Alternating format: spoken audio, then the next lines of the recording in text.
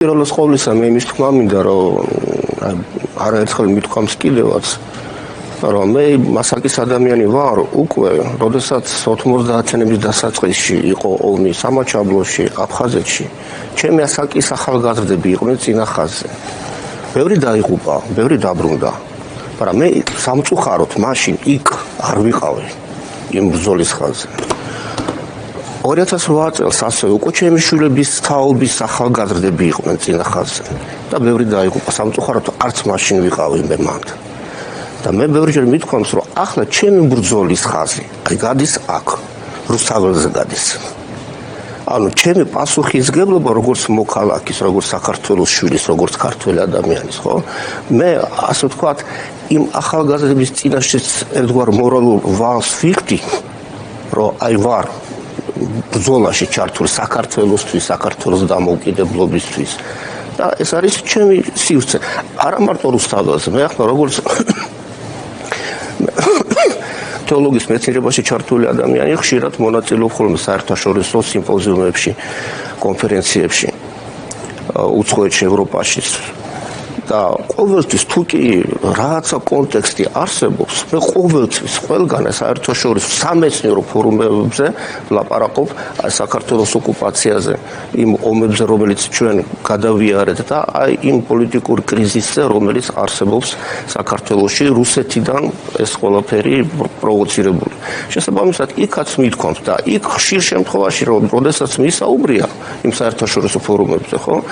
იქ აუდიტორიაში ყოფილა აი რუსეთის მოქალაქეები იყვნენ საკმაოდ ბევრი და მოსულან და მე ჩემთვის საქმედური პირად საუბარში ვთქვა რა საჭირო იყო და ეს რა ლაპარაკი იყო პირდაპირ ბრალდება რაღაცა ვითომ და ჩვენ ოკუპანტები ვართ და ასე შემდეგ და მე არა ვარ თუ ოკუპანტები ხო და მე რაღაცას მიმტკიცებდნენ რომ აი იქ თქვენ ესეთი აგრესორები იყავითო იქ აფხაზეთშიო და რაღაცა და ყველაფერი მეთქი ახლა მე აფხაზეთი ჩემი სახლია მეთქი და ახლა თქვენ სადღაცა მოსკოვში, პეტერბურგში, სადღაცა ციმბირში ცხოვრობთ, თქვენ უფრო უკეთ იცით რა სიტუაცია იყო და რა სიტუაცია არის დღეს აფხაზეთში, სამაჩაბლოში და ზოგადად საქართველოში, თქვენ რომ აქ ჩამოდიხარ და აქ მე მასწავლით საქართველოში რა ხდება.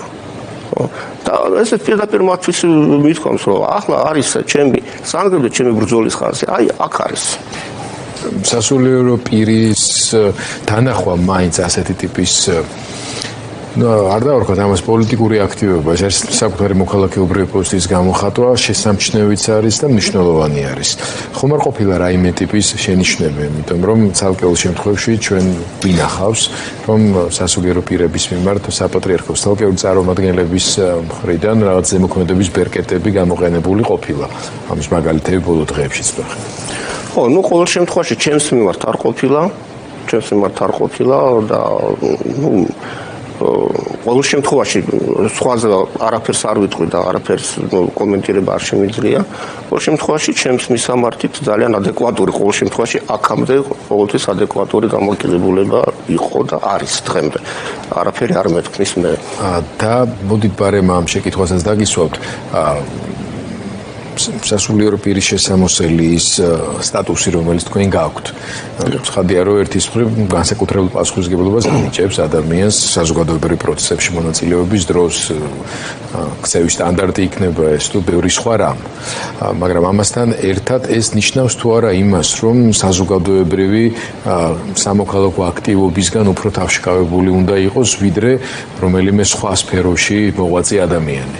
არც შემთხვევაში ხო, ძალიან ბევრ სასულიერო პირს ვცნობ, რომელიც არა თუ აქტიური მხარდამჭერია მიმდინარე პროცესების, არამედ საქმითაც ბევრ რამეს აკეთებენ იმისთვის, რომ ეს ქვეყანა თავისი განვითარების ისტორიულ გეზს დაუბრუნდეს ევროპულ კულტურულ ღირებულებით სივრცეში მოექცეს, ასე ვთქვათ, და მათ შორის ტერიტორიული მთლიანობის აღდგენის მიმართულებით გადადგას მნიშვნელოვანი ნაბიჯები, ხო, მშვიდობიანი ნაბიჯები. მაგრამ შეიძლება ასეთი რაოდენობითვე ისინი არ ჩანან დაუშვათ სამოქალაქო აქტივიზმში. ხო, ძალიან კარგი შეკითხვაა და ბევრს დაუსვავს ჩემთვის პირადად ეს შეკითხვა, რამდენად შესაფერისია სასულიერო პირისთვის მსგავსი აქციების მონაწილეობა.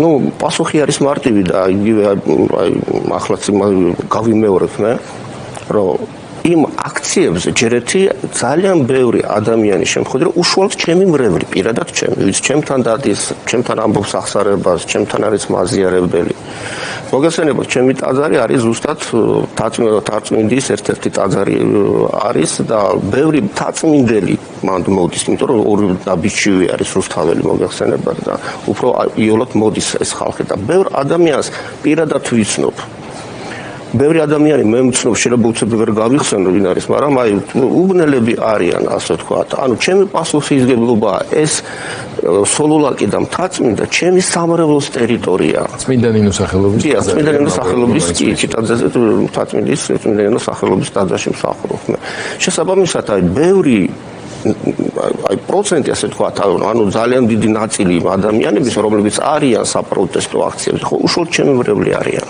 ან ჩემი ტაძრის მრევლი არიან, უშუალოდ ჩემი მრევლი არიან. და იქ ყოფნა არის ადამიანისთვის, არის მოგეხსენებათ, ხო, ძალიან დიდ რისკებთან არის დაკავშირებული. ხალხს აპატიმრებენ, აჯარიმებენ და ასე შემდეგ. ანუ ერთგვარი ბრძოლის ველია რეალურად.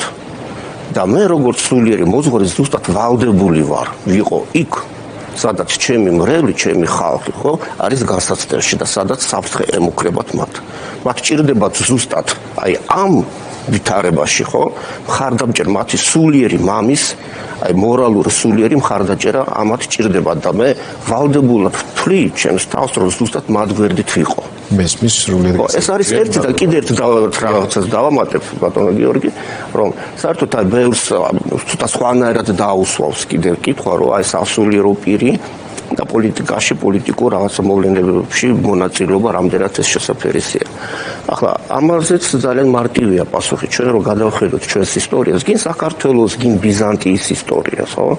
სასულიერო პირები, ეპისკოპოსები განსაკუთრებით ძალიან აქტიურად მონაწილეობდნენ ქვეყნის პოლიტიკურ ცხოვრებაში. ვიმეორებ, ეს გინ ბიზანტიაში ავიღოთ და საქართველოში კიდევ უფრო მეტად ეს იყო გამოვლენილი ეკლესიის მონაწილეობა ქვეყნის პოლიტიკურ ცხოვრებაში. მოგეხსენებათ დავით აღმაშენებლის დროიდან კიდე მანამდეც ხო საქართველოში არსებობდა ეგრეთ წოდებული დარბაზი, თანამედროვე ტერმინოლოგიით მინისტრთა კაბინეტი, რომლის წევრიც იყო 8 ადამიანი იყო.